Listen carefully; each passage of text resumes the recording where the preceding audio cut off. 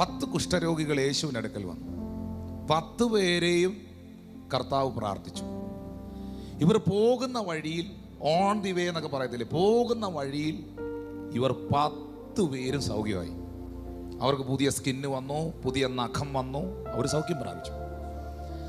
അതിൽ ഒരുത്തൻ, 10 എണ്ണത്തിൽ ഒരുത്തൻ തിരിച്ചു വന്നു, യൂട്ടേൺ എടുത്ത് വണ്ടി. എന്നിട്ട് കർത്താവിനോട് വന്നിട്ട് പറഞ്ഞു, കർത്താവേ, I am healed completely, thank you Jesus. അവൻ മുട്ടുകുത്തി കർത്താവിനോട് നന്ദി പറഞ്ഞു.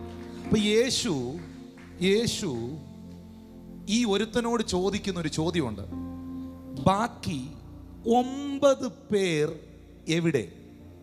നിങ്ങൾ 10 പേരല്ലയോ എൻ്റെ അരികിൽ വന്നത്, ബാക്കി 9 പേർ എവിടെ? ആ ചോദ്യം ഭയങ്കര. എന്ന് പറഞ്ഞാൽ, ഞാൻ സൗഖ്യമാക്കിയവൻ എവിടെ? എന്നിൽ നിന്ന് വിടുതൽ കിട്ടിയവൻ എവിടെ? ഞാൻ അനുഗ്രഹിച്ചവൻ എവിടെ? കർത്താവ് വിടുവിച്ചവരെ കർത്താവ് അന്വേഷിക്കുന്നു. യേശു സൗഖ്യമാക്കിയവരെ യേശു അന്വേഷിക്കുന്നു. നിങ്ങളുടെ ജീവിതത്തിൽ ദൈവം ഒരു അത്ഭുതം ചെയ്താൽ, വിടുതലിന് വേണ്ടി മുട്ടുകുത്തിയവൻ ആരാധിക്കാൻ മുട്ടുകുത്തണം.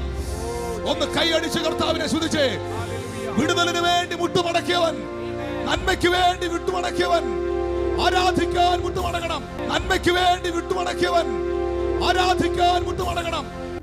കുശവനെയും വിശ്വസിക്കാൻ കൊള്ളുകയില്ല, കുശവന്റെ ശാലയും വിശ്വസിക്കാൻ കൊള്ളുകയില്ല എന്നൊക്കെ പറഞ്ഞ് ഈ മണ്ണങ്ങ് വിഡ്രോ ചെയ്താൽ, പ്രസൻസിൽ നിന്ന്, കുശവന്റെ പ്രസൻസിൽ നിന്ന്, എന്റെ ഭാഷയിൽ പറഞ്ഞാൽ പ്രസൻസ് ഓഫ് ഗാഡിൽ നിന്ന് ഇവൻ അങ്ങ് വലിഞ്ഞു പുറകോട്ട് പോയാൽ അവിടം കൊണ്ട് ഇവന്റെ ഭാവി തീരുക.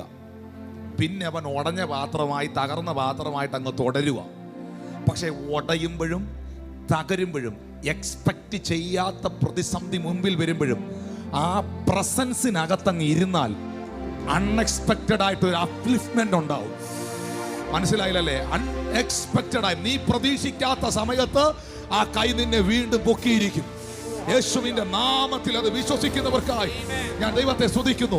നീ പ്രതീക്ഷിക്കാത്ത സമയത്ത് ആ കരം നിന്നെ വീണ്ടും ഉയർത്തിയിരിക്കും, നിന്നെ മാനിച്ചിരിക്കും.